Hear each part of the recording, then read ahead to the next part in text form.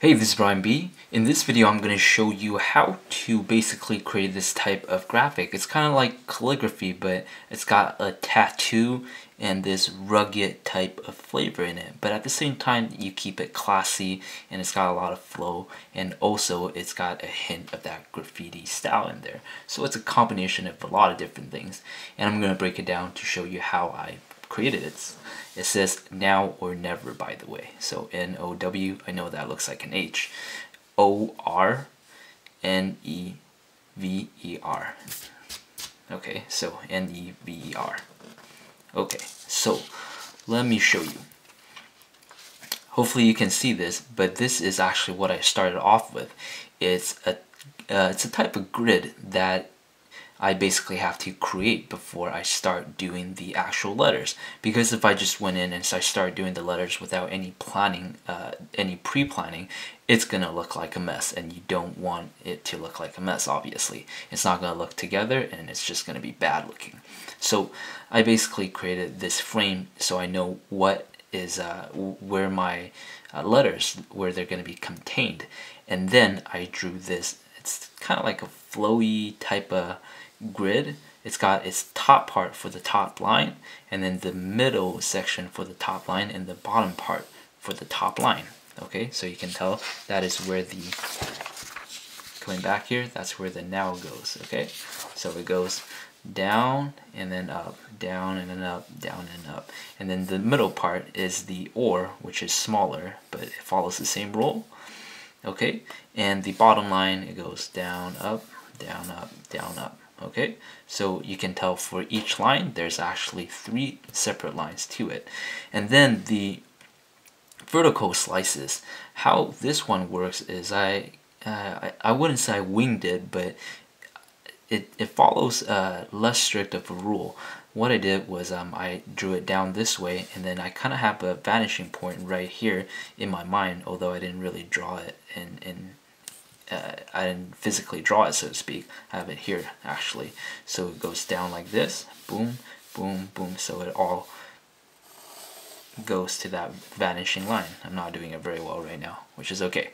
Okay, and for these, for the or, I guess you wouldn't have to do that, but it would be good for you to follow the same vanishing point line. Okay, and then the bottom line, same thing, boom, boom, boom, boom, boom. Okay, so once you finish the gridding or the planning stage of it, which is the most important part, then you can start you know, playing around with what you want to do. So as you can see here, this is the style that I've learned previously, but I'm just going to break it down for you. This is the pillar of any specific letter. So you can tell it's got the trait, the bottom part is rounded, and it's got its gap, the gap at the bottom, boom, like that, and same thing at the top. Although for the top there's a little bit more that you can play around with, that I actually played around with. So you can tell it extends out, boom, like that. And I can make the same thing go happen with the bottom too, but this is just an example. So you can see, coming back to the original example, all the letters, they have the same trait. See the bottom, and then see the middle, it sticks out, boom. See the top, sticks out like that, boom, like that, boom, boom, boom. For the O is a little bit different. For the W, this one goes out a little bit more. And then the E I changed up just a little bit, but you can still see the similarities there, there, there, there. Boom, the N, and then the R is a little bit different too. The V breaks a little bit of rule, but you can still see the similarities there. Okay, so coming back to this, what you want to do is, once you figure out the traits of your letters, what you want to do then is you want to basically create the pillars lightly, and the pillars would basically be parallel, each line would be parallel to the corresponding one. So this would be, for this one, it would turn out something like that. Okay, so you can see, boom, and then it would go like that. Okay, so you can tell it's not exactly parallel, but it's close enough. Both the lines goes into the vanishing point. but you would do that, and then you would put in the details lightly, okay, and then you would do the same, and you would create all the actual letters, so it turns into something like that, lightly.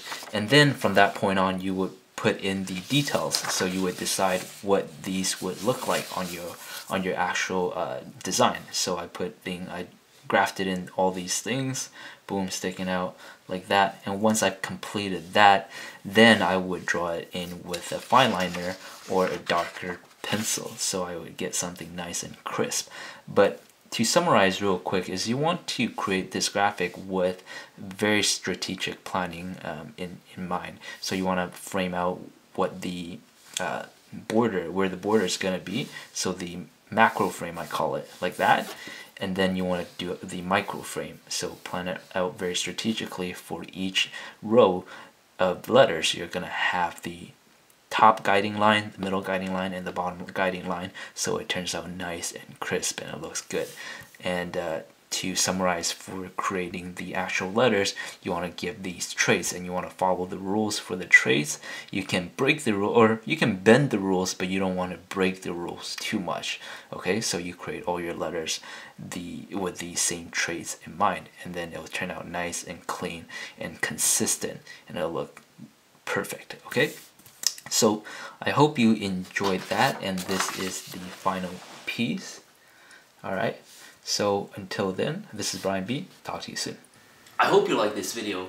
Make sure to check out my website to get the free Urban Design Crash Course program. In this program, you're going to learn 3 fundamental design skills and a bunch of cool stuff. Alright, so I'll see you there.